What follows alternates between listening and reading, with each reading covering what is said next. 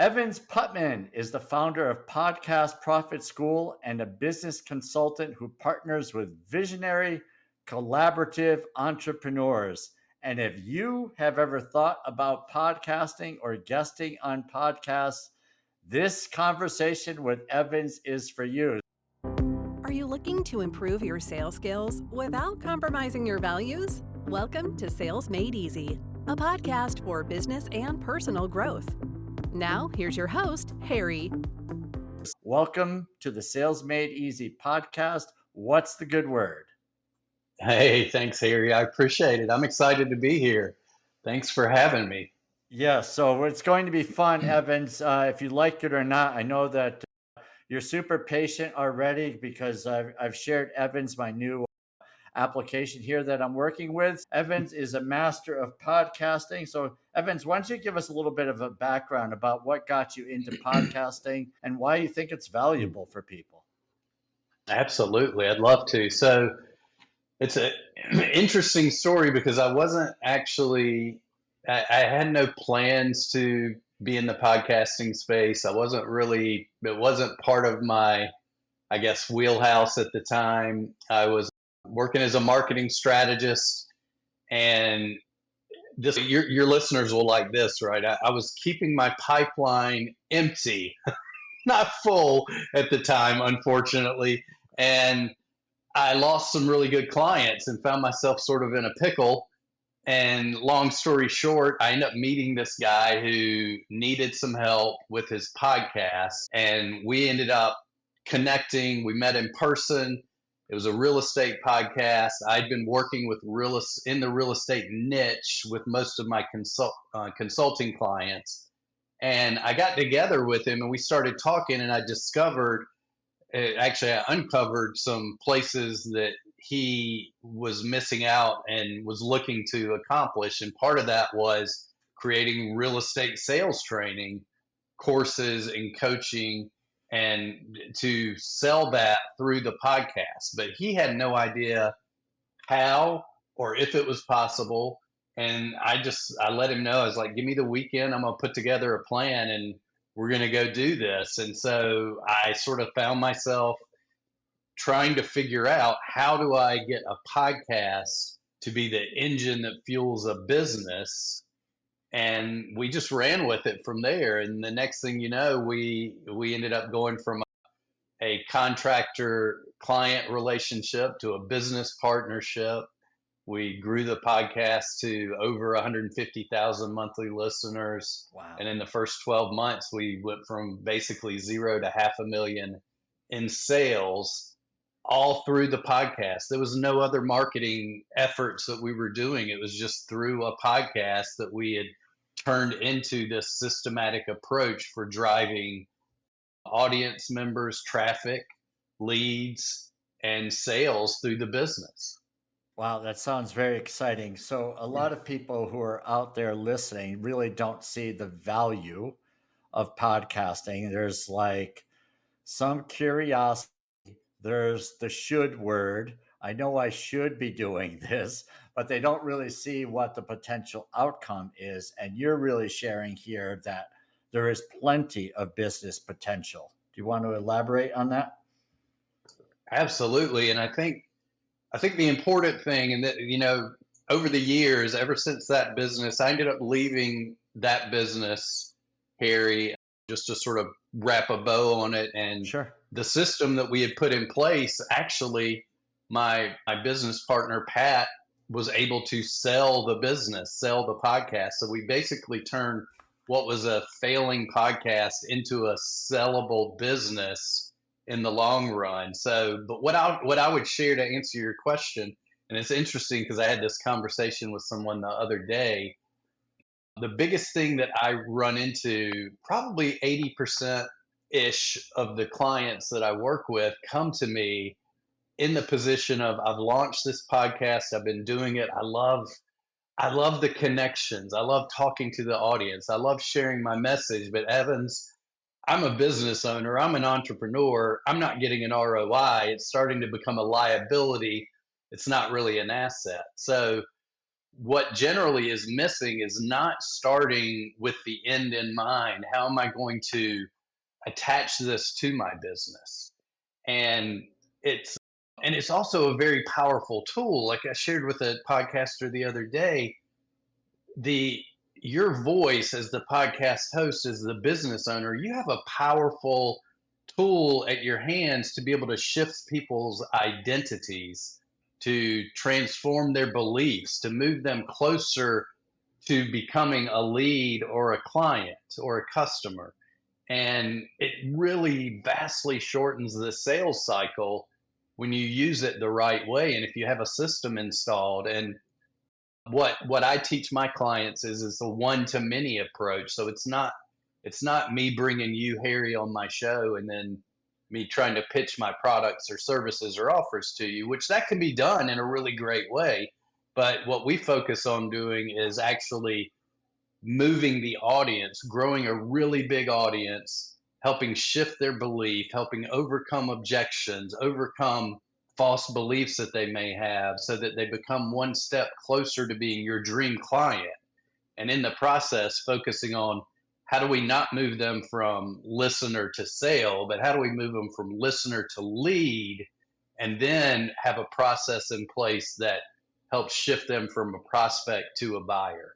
And it's a really powerful tool when done the right way, because you're in the voice of your ideal clients and they're listening to you. You have their captive attention, unlike many other mediums out there. They may be on a walk, they may be on the treadmill, but you've got their captive attention and they're listening. And think about how many times, how I saw this the other day too with audio. Think about how we listen to music, we listen to audio. Audio shifts our feelings. It helps raise our feelings. It helps us feel better, gets us excited. I guess you could say raise your energy. And you have the same kind of process when you're using a podcast if you use it the right way. Yeah, there's so much good in there to pick apart here. So the first thing that you mentioned was really to have a vision or a strategy as to what the podcast can do for you. Speaking for someone I know very well, he looks a lot like me when I look in the mirror. I started podcasting because someone asked me to start podcasting. And then when I wrote a book, I felt like, well, having my own podcast would be advantageous without necessarily thinking it through. So what are some of the things that someone might want to think through before they get started, instead of just saying, I should do it? Maybe what's your thought there? Yeah, well, one of the things that we focused on, and we sort of learned things step by step, right? It was that entrepreneurial spirit where I was like, oh, I can figure out how to grow a podcast, and had no idea. And we figured it out, right? Oh, we can get sales from this. We figured it out. But it was a step, it was a lot of sort of trying things, given ourselves permission to go with what felt right, not knowing if it was going to work. And one of the things that I would share that most podcasters, and if you're in sales, this is really important. If you're a business owner, obviously it's really important, but you can't control who comes to listen to your podcast, but you can be very specific, speaking to your ideal dream client, or as one of my clients calls them, your clonable clients, right? So if you start looking at your clients, who you love working with, who you can help get a result, a really big result in an easier, faster way than most people, and you look at their qualities of who you love to work with, then you can sort of back that up and start working your content in a way that it speaks to those people and it pulls them towards you, so that within that audience set, there's a subset of listeners who then are more likely to be your clients, and you're speaking to them. In our case, in the real estate space, we knew that we were wanting to speak to real estate agents who, one, they were not hustle and grind. They were the kind of agents who had a family at home that wanted more time to spend with their family, but they wanted to be really successful, and they invested in themselves by, whether it's professional development, personal development, whatever that looks like. So we sort of had that person in mind, And then we thought about, okay, how do we speak to that person in a way that shifts their beliefs, that builds trust, that moves them one step closer to them raising their hand and saying, you know what, this Harry guy, I think he's the right guy for me. I think I'll reach out to him and start working with him. So it really is focusing on who is that perfect dream client, what's that one big result you can get them, and then maybe what are the objections and false beliefs you have to shift in your content to move them through that sort of buyer's journey to where they're ready to take the next step with you. Yeah, this is really good. So it's understanding your ideal client profile, right? So that your Hmm. podcast, I was having this conversation with someone recently, and they were all about healthcare. Their business was 100% was going to be in the healthcare space. Their podcast had nothing to do with healthcare, which, the person started like I did. At least I kind of had a topic in mind that it was going to be about Right. sales, but this person just went with the idea of growing a podcast and getting money off of the podcast. Like, it's like, well, I'm going to make money off of my podcast someday, so I'll just keep interviewing these people. And there's a lot of great people on the podcast, but it's not turning into any business related conversations. So Mm, at that point, it's really just a hobby, right? Is that how you would describe that? absolutely. And I think a lot of people sort of fall into that sort of idea when they hear monetize a podcast, they immediately go to, the old way that we always thought of, like, getting commercials, getting sponsors, same thing with the TV or the radio space, right? But what we discovered, now, one, you have to have a really, really large audience to be able to get any kind of revenue that way. And when we started building our audience, like I was sharing earlier, one of the goals when I started working with Pat was, can you help me grow my audience? Because it's not growing. I have no idea how to do it. And that was another one of those entrepreneurial moments where, yeah, I can do that. And so I had no idea what I was doing, but I just went back and looked at what worked with me and how I helped get traffic to my other clients, and just sort of use that same model, but in a podcast space. But what we discovered was, Harry, we got to really quickly, about 6 months or so, we were at around 60 to 75,000 monthly listeners with this growth, or all organic growth too. We Hmm. didn't do paid media, it was all organic. Then within about 12 months, we were at about averaging 150,000 monthly listeners. So at that point, we were getting a lot of people reaching out to us saying, hey, we've got clients that would love to sponsor. We'll cut you a check. It's almost like there's that guaranteed prize money. So, Mm-hmm. like, this will be guaranteed for the next 6 months. But then we started looking at it and we're like, okay, that's guaranteed, but we can actually, through our services, through our offers, with one sale, we can pretty much cover what that check's going to be. Mm. So what I always tell people, especially in the entrepreneurial space, the business owners who have podcasts, is, if you're going to sponsor anybody, you need to sponsor yourself, Right.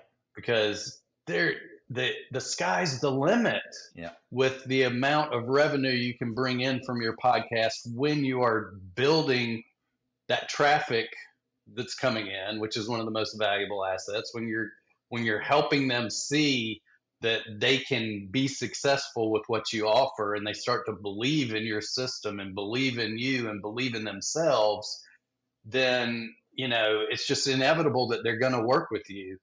And if you put this in and install it, like I was sharing with Pat and with the podcast that we had, it just became, he actually called it an ATM. That's where I know in my bio, I mentioned the podcast ATM Right. model, the business model. Those were his words, where he was like, Evans, this is like you've turned my podcast into an ATM where I just get behind the microphone, share my passion for helping others, and sharing my message, and the podcast just brings in leads and sales on autopilot. And that's the really powerful thing about it. Once you install it, it it can be that powerful, and you don't have to worry about all. We had never ventured.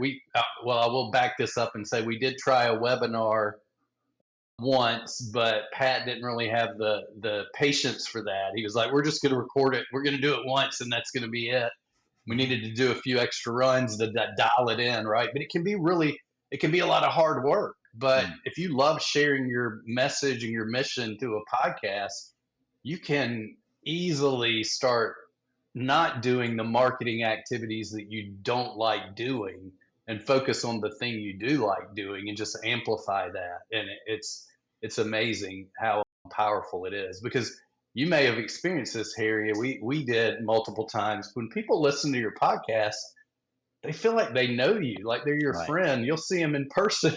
They walk right up to you and they're like, "Hey, it's Harry," or "Hey, Pat." And I remember Pat one time looking at me like, "Was this person on the show? Do I know them?" I'm like, "No, they're just a listener," right? But they feel like they know you. They become really good friends with you, even though it's just a one-way conversation at that point. Yeah, it's beautiful. I mean, so the thought that's coming to my mind right here is that someone's listening, they're excited now, they see the dollar signs, that there is potential, and maybe their thinking is a little bit different. It's not so much about the number of people that are listening, but if Mm, my avatar, my ideal client profile person is listening, then I'm basically putting them in, not that I'm a big fan of the word sales funnel, but they're part of the community of potential buyers, hmm. for those who don't like the funnel word, right? So Yeah, they're part of the community that look at you, and maybe you're not top of mind that you need this problem fixed today. But if they're listening to you every week or every month for that matter, if they skip a few episodes, it's like, hey, I have this problem now. Who is best to figure out how to? I mean, I've done that. I've reached out to podcast hosts before and said, I like what you're doing. How do you do that? So, mm-hmm. and I was in their funnel, right? It's like Right. I didn't realize what was going on in the world, but that's how it works, folks, is that you have people, you have conversations with people, and you show some interest, and then things can happen. So, Yeah. Yeah. picking up on, if someone wanted to start a podcast and they said, okay, I like this, what I'm hearing. What would be the format? Do I have to speak on my own? Do I just do like, whatever, once a day? Do I do it once a week? Do I need to have guests? What are some thoughts that you might have in that regard? Yeah, and these are questions I get all the time, so they're perfect questions, right? Generally, what I share with business owners, and when we do a lot of relaunches, as I was mentioning to you before, where people come to me and they're a little frustrated because they're like, I feel like it's becoming a liability, not an asset. And we'll do a relaunch, which is not necessarily, I know that sounds sort of scary, but you're not actually scrapping everything and starting over. It's generally just a shift in the strategy, and let's sit down and figure out and put the pieces together. But what happens is that as the expert, as the business owner, as the entrepreneur, I recommend that you, at least when you start, or you have this flow of yourself being the solo episodes, right? Sharing your stuff, positioning yourself as the expert. And I can give a real world example on this just for your listeners so they may be able to visualize it. I had a client one time that came to me, he runs a Facebook ads agency. She's amazing at what she does. Has some of if I started naming her clients, people would just be, "Oh, yeah, I've heard of that person. I've heard of that person." She had a podcast, and she came to me and she's like, "Evans, I started it just because people told me I needed to start it. And the problem is that people are coming up to me in person and tell me how great my podcast is and that I'm an amazing podcast host." It's like, I don't want to be a podcast host. I want to be the go-to Facebook ads person. And so we shifted it, and instead of her doing nothing but interviews, we did a relaunch with a specific sort of flow of 5 to 6 episodes that follow a specific sort of pattern, a framework.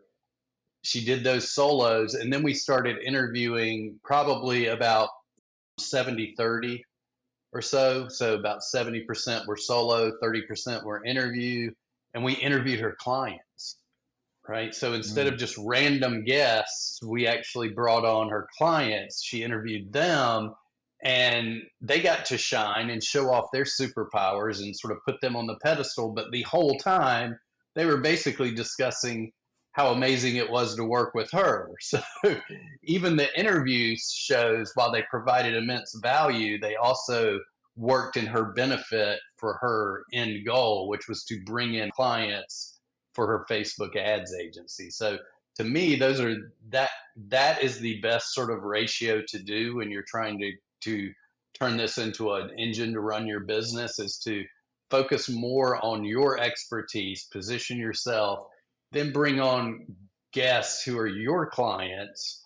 But then also every now and then you may see somebody who you really, I mean, we all know in the sales industry, if there's someone you want to meet, someone you want to do business with, maybe a JV opportunity, a collaborative opportunity, you might want to invite them on your podcast, just because it's such a great way to break the ice, right? To start connecting. So there are always those sort of options as well that don't fit into the two I just mentioned before. Yeah, this is really good. I was listening to something on YouTube, maybe whatever, saw Gary Vee talking to someone who said that they had podcasted for a number of years. They had like 500 episodes. It was doing nothing for their business.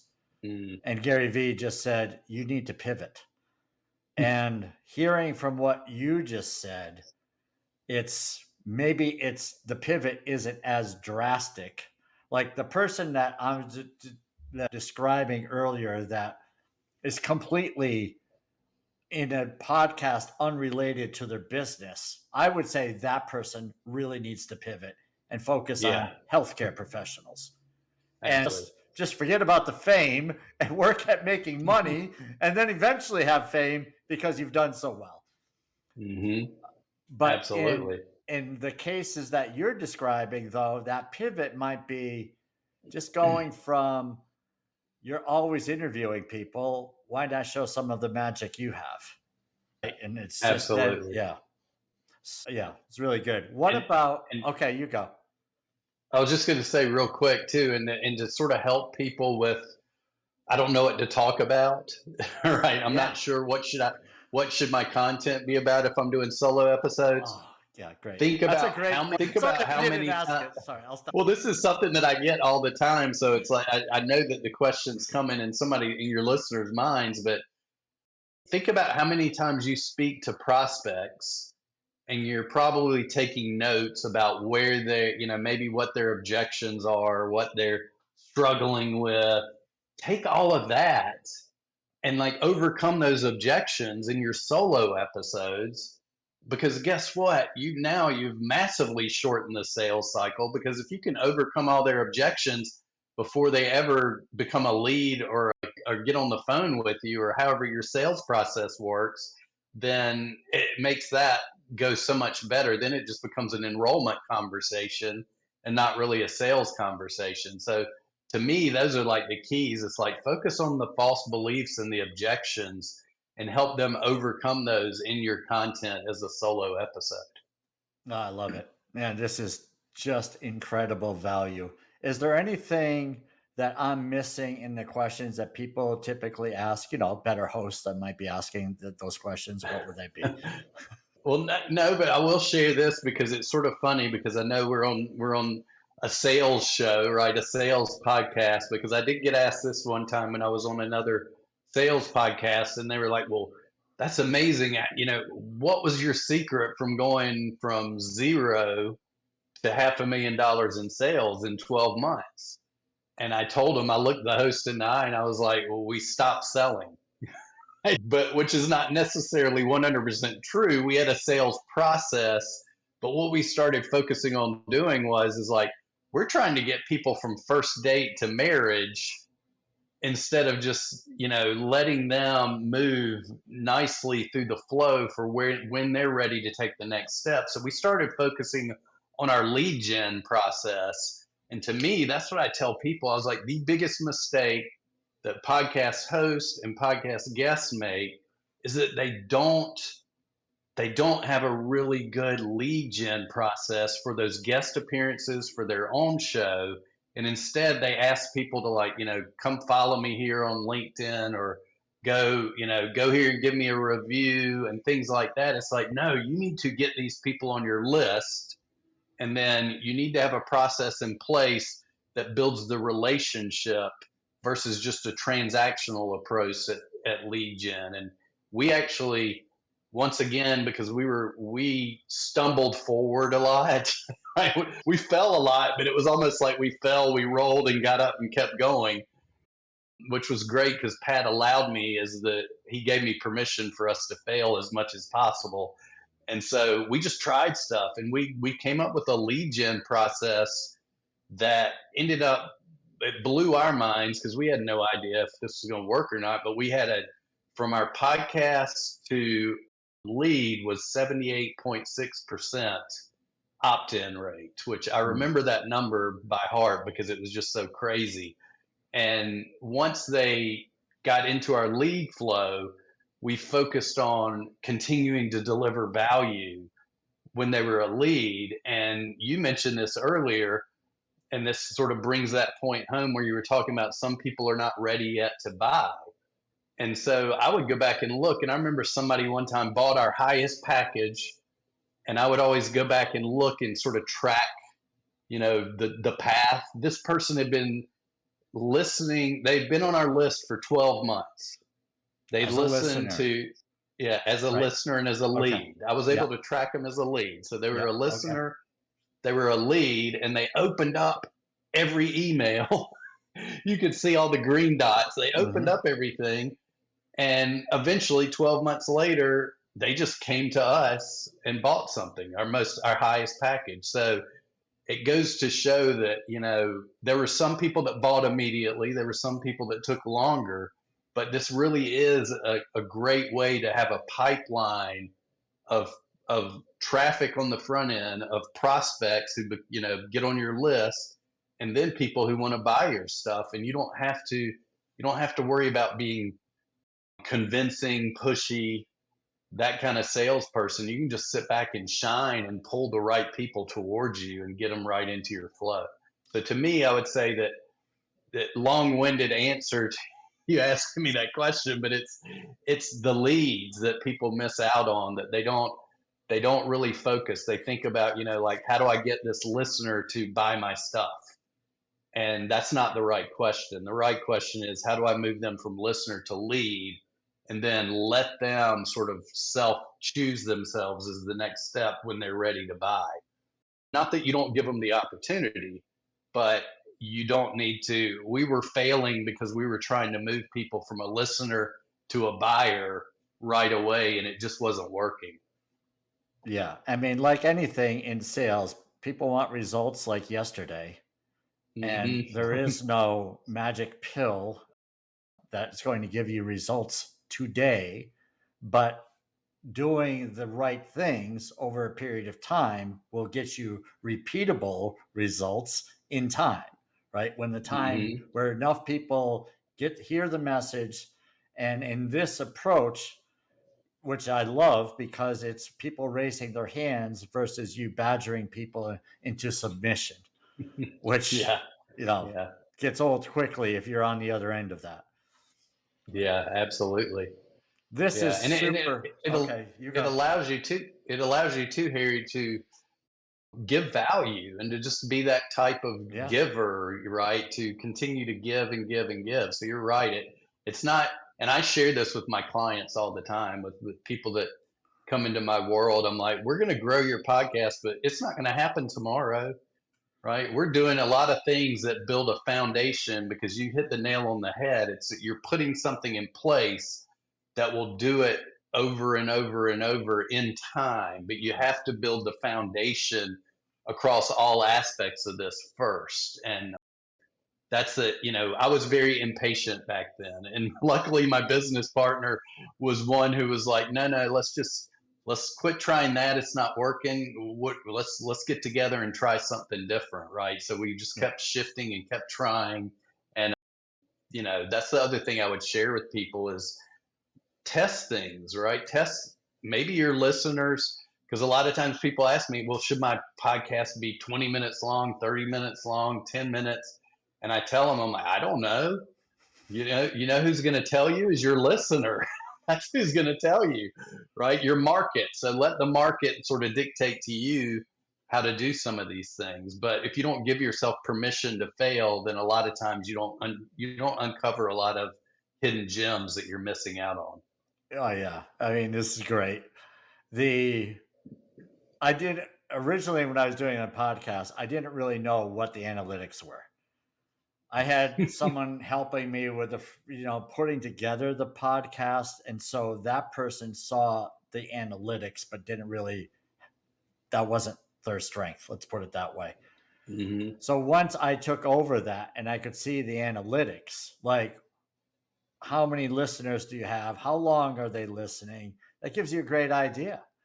And so you can even put out surveys on LinkedIn. If your audience is business owners or people who are in business, then you can put out a poll on LinkedIn and say, when you listen to podcasts, how long do you like the podcast to be? Right. So sometimes it's going to be in a conversation like this. So typically I like to be around half an hour or less, right around that time frame. Mm-hmm. But I've gone over, it's just like the conversation is so good that I can't stop it. It's too valuable and I don't want it to end. Sort of like what's happening here is that there's ample opportunity to continue. And maybe someone says, I'm going to listen to it later. It's not the end of the world. You can divide it up into 2 parts. There's all kinds of things that you can do. But the key is don't worry about that stuff in the beginning. Just do it, right? Build up something and you can always make some changes as you go. Thoughts? Yeah. No, I love it. And you brought up something that we haven't really touched on that was really important to our listener growth. And that was because we engaged the audience. We let our audience know that they were seen, heard, and acknowledged, right? We would ask them for their feedback, and we would actually read their reviews online. We would read emails that came in the not online, but on the podcast, and we would answer their questions. So we treated them like real people, right? That we're like, we value your input. We value you as a listener. And like I shared with people, when you have people that don't leave to go listen to something else, you're not constantly having to continue to fill your listener bucket.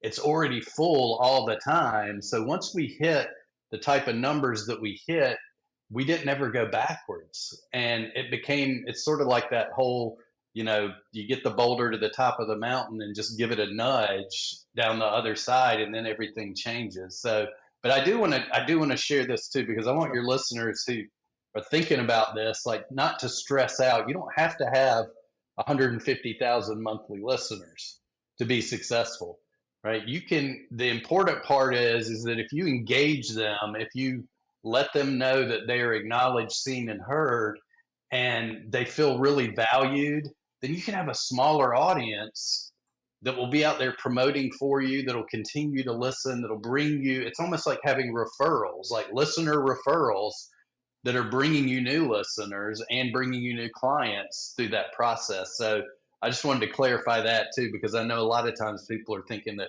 oh my gosh, well, am I going to have to build up such a huge audience? But I've had clients before that have done really well. They hit their first 10,000 overall listeners, not monthly, but overall, and they were already filling their pipeline with qualified leads and getting sales. So it's all about, whether or not you want to grow it to a massive audience. Maybe you want to keep it tighter. And, you mentioned earlier that the one in the medical space, the healthcare space, I actually talked to a client one time, well, not a client, to a prospect who we started discussing, and it sort of blew me away because I was like, oh, there's actually a podcast about that. People listen, but it was about like sterilization in the healthcare space, right? Talk about niche. Right. But guess what he did? He had a company that sold sterilization tools and services. So he had a very small audience, but it was very dialed in to wanting to know what he was sharing and wanted to buy that. So you can get really niche and still have a really good, successful podcast that ties into your business. Yeah, it's amazing. You think about the number of people, what comes to mind for me is the number of people that will be your clients, how many you need, for your business. I mean, do you need 100 a year? Do you need 1,000 a year? Whatever that number is. And you think, well, people who listen is your audience every time that you have an audience of whatever, if it's 50 people or 100 people or 500 or 5,000 people, they're showing up at your door. We're there, we're tuning in because we want to listen to you. So how many people out of that group that are already showing up at your door will become your client? And I think the percentages are way better than just randomly putting stuff out there. Yeah. Right? Yeah. And if you think about it too, Harry, it's like you're creating, and I bring this up a lot to my clients, is evergreen content, right? Where if you go on social media and you're worried about social media all the time, it's like trying to fill a cup that has holes in it with water because it's just disappearing in that. You don't have control. First of all, the algorithm controls it. Your posts show up. I mean, I have people like liking posts that I thought it disappeared like a week ago. It's like, what is that? Why is this randomly showing up at that person now? But with podcasts, as you mentioned, you create it once and it's out there. It's like an evergreen lead and sales machine bringing people to you on an everyday basis. So that's the real power. It's once again of building that foundation. That's why one of the big pieces that we used to grow our podcast was getting targeted and being on other podcasts, because guess what? That's also evergreen content that's going to continue to send you listeners. And if they've already raised their hand and they say, I like listening to podcasts, they're more likely to come from that podcast over into your world and start listening to yours too. So to me, it's a really great medium for anybody who wants to build a loyal following and do it in a way that, it's almost like you sharpen the axe and then let it do the work. You build that foundation, and over time, you're creating content that's living out there and it's continuing to work for you 24/7, and you don't have to do the work 24/7. Yeah, wonderful.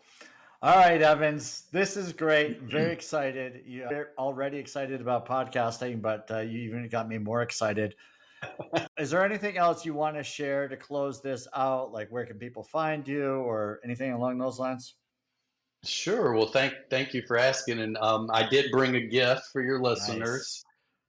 We talked about, that whole process of not jumping from listener to sale, but instead the pillar that worked for us, it was the lever that changed everything for our business, was the lead gen side of things.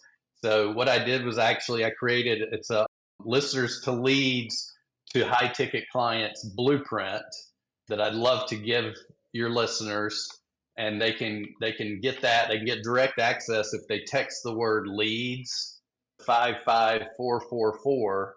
So it's text the word leads to 55444, or they can go to podcastsalesmachine.com/leads. And they'll get instant access to that either way, and they can dive in and start. It's a pretty detailed blueprint that shows you the framework for turning on a flood of leads and sales as a podcast host or as a podcast guest. So I wanted to cover your whole audience and give whoever is out there something they can utilize. Well, I know I'll be texting, so I'm definitely texting 55444, and the word is leads. Yes. Awesome. This has been a blast, Evans. Thank you so much for joining us.